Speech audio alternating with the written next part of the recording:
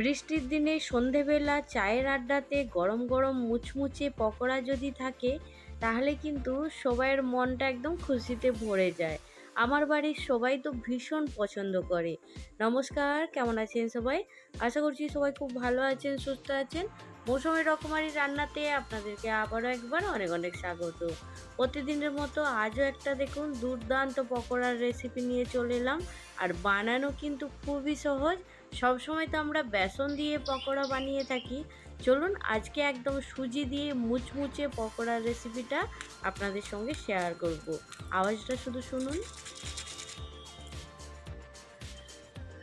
সঙ্গে এরকম ঝালঝাল শেজওয়ান চাটনি থাকলে পকোড়াটা একদম জমে যাবে।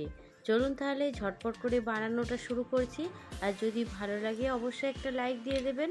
আজকে যারা প্রথম আমার চ্যানেলে ভিজিট করছেন, আপনাদেরকে যদি এই রেসিপির কোনো অংশ ভালো লাগে তাহলে আমার চ্যানেলটা সাবস্ক্রাইব করে পাশে থাকবেন। এইখানে দেখুন বন্ধুরা, আমি একটা গ্যাস অন করে কড়া গরম করে নিয়েছি। এবার কড়ার মধ্যে দেখুন 1.5 চামচের মতো তেল দিয়েছি। তেলের মধ্যে ফোড়নে দিয়েছি জিরে, গোটা জিরে।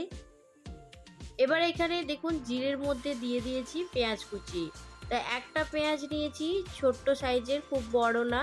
আর পেঁয়াজটাকে একটু তেলের মধ্যে দিয়ে হালকা নাড়াচাড়া করে নিচ্ছি। পেঁয়াজটা যখন একটু ভাজা হয়ে যাবে তখন এর মধ্যে দিয়ে দেব আদা রসুনের পেস্ট। তবে আদা রসুনের আমি এখানে পেস্ট না নিয়ে আমি হামাদিস্তাতে একটু কুটে নিয়েছি। আর এইখানে আমি 1/2 ইঞ্চির মতো আদা নিয়েছি। আর 3টে বড় সাইজের কোয়া নিয়েছিলাম রসুনের, সেটা দিয়ে খুব ভালো করে হামাদিস্তাতে থেতলে নিয়েছিলাম। তারপরে দেখুন এইখানে পেঁয়াজের মধ্যে দিয়ে দিয়েছি। আর এইখানে পেঁয়াজ আদা রসুন দেখুন সুন্দর করে ভাজা হয়ে গেছে। তবে আর এর থেকে বেশি ভাজবো না। এখানে 2 চামচের মতো আমি এখানে সাদা তিল ব্যবহার করেছি। আর নাস্তার মধ্যে যখন তিলটা থাকবে বেশ খেতে ভালো লাগবে, একটা মুচমুচে ভাব হবে। সেই জন্য কিন্তু তিলটা অবশ্যই দেবেন, ভালো লাগবে। 1 চামচ এইখানে আমি দিয়েছি চিলি ফ্লেক্স। যদি চিলি ফ্লেক্স না থাকে তাহলে অবশ্যই কিন্তু এইখানে আপনারা একটু লঙ্কার গুঁড়ো দিতে পারেন। আর এইখানে দেখুন একটু ভুল হয়ে গেছে, আমি 1 চামচ অরিগ্যানো মশলা দিয়েছি, টেস্টটা খুব ভালো আসবে।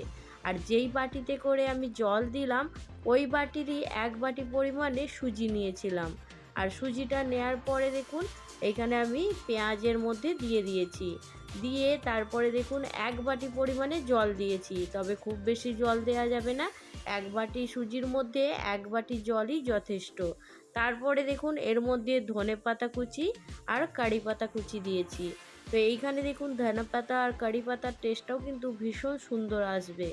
আর এইখানে দেখুন স্বাদ মতো দিয়েছি নুন।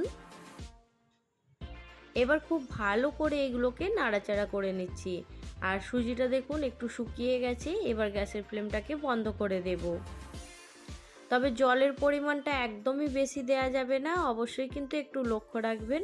আর এইখানে দেখুন আমি 5 মিনিটের জন্য ঢাকা দিয়ে রেখে দিয়েছিলাম। আর এখন দেখুন সুজিটাও কিন্তু একটু বেশ ঠান্ডা হয়ে গেছে, আমি হাত দিয়ে মাখতে পারবো সেই রকম ঠান্ডা হয়ে গেছে। এবার এটাকে আমি একটা পাত্রের মধ্যে ঢেলে নিচ্ছি। একদম সহজ পদ্ধতি। এর জিরের ফোড়ন দিয়ে তার মধ্যে পেঁয়াজ আর রসুন আদা আমি নিয়েছিলাম থেতলে, পেঁয়াজটা কুচি করে নিয়েছিলাম দেখলেন। সব কিছু একটু ভেজে নেওয়ার পরে সুজি দিয়েছি। সুজি দেওয়ার পরে ওইখানে দেখুন আমি দিয়েছিলাম অরিগ্যানো মশলা, চিলি ফ্লেক্স, আর তার সঙ্গে দিয়েছি ধনেপাতা কুচি, কারি পাতা কুচি। তো আমি একবার আবার রিভাইজ করে দিলাম আপনাদেরকে। তো এইখানে দেখুন সব কিছু ঠান্ডা হয়ে গেছে। এবার এটা মাখানোর জন্য আমি এর মধ্যে আগে থেকে সেদ্ধ করে রেখেছিলাম 2টো আলু। আলুটাকে খুব ভালো করে একটু মেখে নিয়েছিলাম, তারপরে সুজির মধ্যে দিয়ে দিচ্ছি। এবার দেখুন খুব ভালো করে সুজির সঙ্গে একটু মিশিয়ে নেব। আর একটু চেপে চেপে দোলা দিয়ে মেখে নিতে হবে, হাতের মধ্যে কিন্তু একদমই জড়িয়ে যাবে না। আর যেহেতু এইখানে সুজিটা যখন নেড়েছিলাম তখন তেল ছিল, সেই জন্য একটুও জড়িয়ে যাবে না। এইভাবে একটু চেপে চেপে 2 থেকে 3 মিনিট মেখে নিলেই এটা কিন্তু একদম সুন্দরভাবে রেডি হয়ে যাবে। আর যদি একটু নরম মনে হয় তাহলে সেই ক্ষেত্রে অল্প পরিমাণে একটু ময়দা দিতেই পারেন, তাতে কোনো সমস্যা হবে না। তো এইখানে দেখুন আমাকে মনে হচ্ছে একটু নরম আছে, সেই জন্য আমি এইখানে 1 চামচ পরিমাণে ময়দা নেব।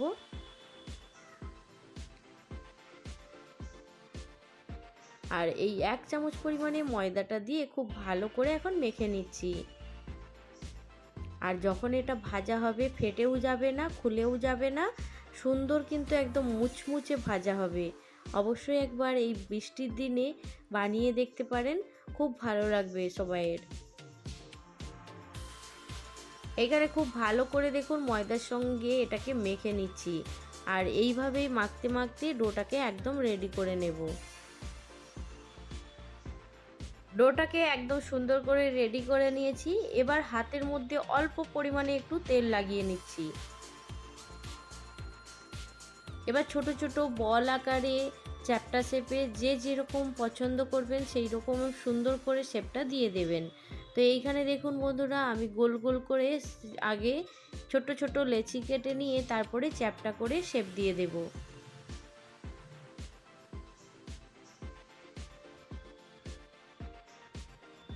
দেখুন কতটা সুন্দর শেপ দেওয়া হয়ে গেছে, দেখতে পেয়েছেন। সত্যি বলছি, অবশ্যই একবার বাড়িতে বানিয়ে দেখুন। বানানোর পরে আপনারা নিজেরাই অবাক হয়ে যাবেন যে সুজি দিয়ে এত সুন্দর একটা টেস্টি স্ন্যাক্স আপনারা বাড়িতে বানিয়ে নিতে পারবেন। সন্ধ্যাবেলা কিন্তু চায়ের আড্ডাটা একদম জমে যাবে। তো আমি ঝটপট করে সবগুলো রেডি করে নিচ্ছি। রেডি করে নেওয়ার পরে আপনাদের কাছে ফিরে আসছি। যে স্ন্যাক্সগুলো সুন্দর করে তৈরি করে নিয়েছি, দেখতে পেয়েছেন। এবার গ্যাস অন করে কড়াইয়ের মধ্যে তেল দিয়ে তেলটাকে একটু ভালো করে গরম করে নেব। তবে এইগুলো ভাজার জন্য হাই হিটের দরকার নেই, মিডিয়াম টু লো হিটে রেখে এগুলোকে সুন্দর করে ভেজে নিতে হবে লাল মুচমুচে করে। তো এইখানে আমি বেশ খানিকটা পরিমাণে তেল দিয়ে দিলাম কড়ার মধ্যে। এবার তেলটা খুব ভালো করে গরম করে নিয়েছি আর গ্যাসের ফ্লেমটাকে একদম লো টু মিডিয়ামে করে নিয়েছি। তারপরে একটা একটা করে বলগুলো এখানে ছেড়ে দেব তেলের মধ্যে। আর এইগুলোকে এইভাবেই ডুবো তেলে ভেজে নিতে হবে। তবে গ্যাসের ফ্লেমটাকে লো টু মিডিয়ামে রাখবেন, উল্টে পাল্টে লাল মুচমুচে করে ভেজে নেবেন।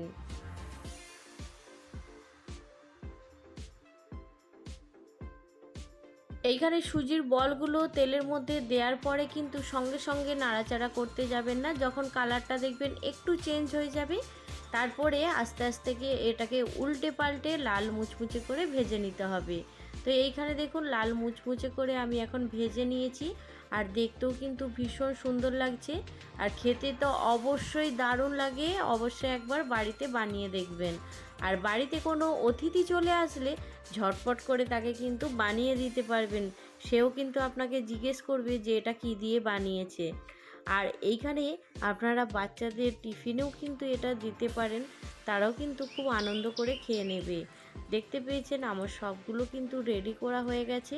আর দেখতেও যেমন সুন্দর লাগছে, খেতে তো ভীষণ সুন্দর। তো আজকের রেসিপি আপনাদের কেমন লাগলো জানাতে কিন্তু একদম ভুলবেন না। ভালো লাগলে অবশ্যই একটা লাইক দিয়ে দেবেন। আজকে যারা প্রথম আমার চ্যানেলে ভিজিট করছেন, আপনাদেরকে ছোট্ট রিকোয়েস্ট করছি আমার চ্যানেলটা সাবস্ক্রাইব করে পাশে থাকবেন।